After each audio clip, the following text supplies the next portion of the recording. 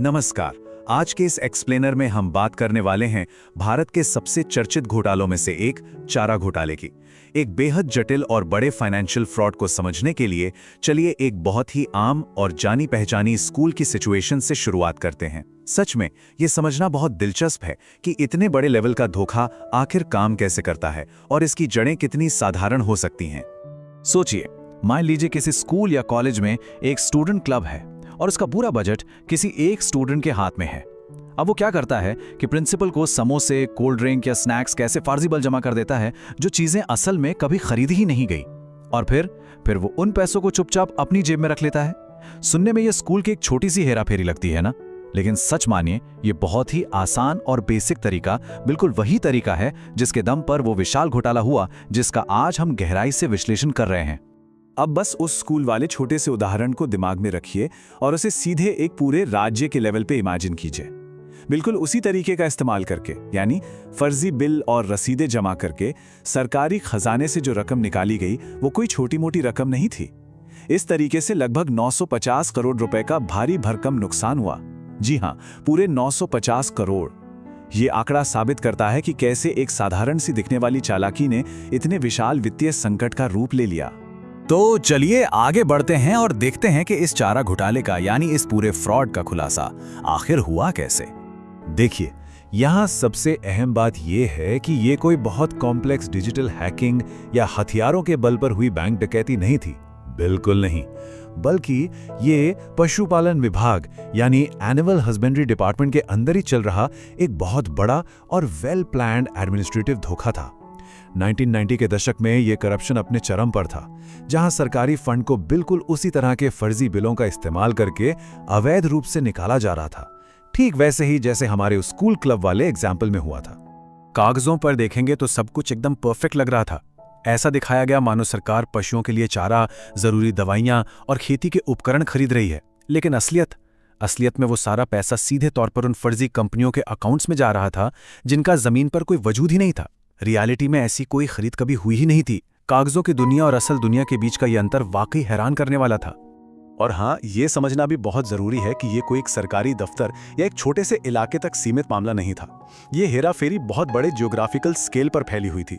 ये सारे फर्जी बिल अविभाजित बिहार के कई बड़े सरकारी कोषागारों यानी ट्रेजरीज से पास कराए जा रहे थे। इनमें चाईबासा, देवघर और रांची जैसे बड़े और महत्वपूर्ण नाम शामिल हैं। इसका सीधा सा मतलब है कि पूरा का पूरा सिस्टम इस जाल में फंसा हुआ था। अब बात करते हैं सीबीआई जांच की, कि कैसे जांच एजेंसियों ने इस पूरे मामले पर शिकंजा कसा। टाइमलाइन पर नजर डालें तो पता चलता है कि ये पूरा खेल 1970 और 80 के दशक से ही चुपचाप शुरू हो गया था। बिना किसी बड़ी रोक टोक के ये बढ़ता रहा और 1990 के दशक में अपने बिल्कुल पीक पर पहुंच गया। आखिरकार 1996 में पटना हाईकोर्ट ने सख्ती दिखाते हुए सीबीआई जांच के आधिकारिक आदेश दे दिए। दशकों से चली आ रही ये व्यवस्था आखिरकार कानूनी दायरे में आ ही गई और फिर 1997 आते आते बड़े लेवल पर राजनीतिक उथल पुथल देखने को मिली। और इस जांच के बाद जो राजनीतिक परिणाम सामने आए, उन्होंने पूरे देश को चौंका कर रख दिया। पब्लिक रिकॉर्ड्स और तथ्यों के आधार पर देखें तो सीबीआई की इस जांच के बाद 70 से ज्यादा लोगों पर आरोप तय किए गए।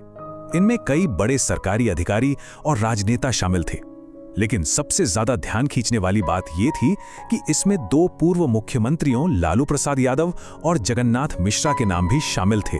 मामलों में दोषी पाए जाने के बाद लालू प्रसाद यादव को अलग अलग केसेस में कुल मिलाकर 14 साल से ज्यादा की सजा सुनाई गई और उन पर भारी जुर्माना भी लगाया गया। मौजूदा स्थिति की बात करें तो आधिकारिक जानकारी के अनुसार लालू प्रसाद यादव इस वक्त जमानत पर बाहर हैं। 1997 के इस पूरे घटनाक्रम ने बिहार की राजनीति में एक बहुत बड़ा और ऐतिहासिक मोड़ ला दिया था। सोचिए, जब सीबीआई तत्कालीन मुख्यमंत्री को गिरफ्तार करने की पूरी तैयारी कर चुकी थी, तब बिल्कुल गिरफ्तारी से कुछ ही समय पहले लालू प्रसाद यादव ने अपने पद से इस्तीफा दे दिया और उसके तुरंत बाद रातों रात उनकी पत्नी राबड़ी देवी को नया मुख्यमंत्री बना दिया गया। सिर्फ गिरफ्तारी की सुगबुगाहट ने ही सत्ता के इस तुरंत ट्रांसफर को जन्म दे दिया था। खैर, जैसे जैसे आज का ये एक्सप्लेनर अपने अंत तक पहुंच रहा है, तो इस धोखे के विशाल आकार को देखकर एक बहुत ही गहरा सवाल मन में जरूर उठता है। सोचने वाली बात है ना कि 950 करोड़ रुपए का इतना बड़ा सिस्टम फेलियर, और वो भी 1 या 2 साल नहीं बल्कि 20 सालों से ज्यादा समय तक अलग-अलग ट्रेजरी में चलता रहा। ये सब जांच एजेंसियों और ऑडिट करने वाली संस्थाओं की नजरों से कैसे पूरी तरह छिपा रहा? ये एक ऐसा सवाल है जो सिर्फ इतिहास का नहीं है, बल्कि आज भी हमारे सिस्टम की जवाबदेही पर सोचने के लिए मजबूर करता है। क्या आज भी कोई ऐसी ही स्कूल क्लब जैसी हेराफेरी इतने बड़े स्तर पर हो सकती है? ये एक ऐसा सवाल है जिस पर गहराई से विचार किया जाना चाहिए।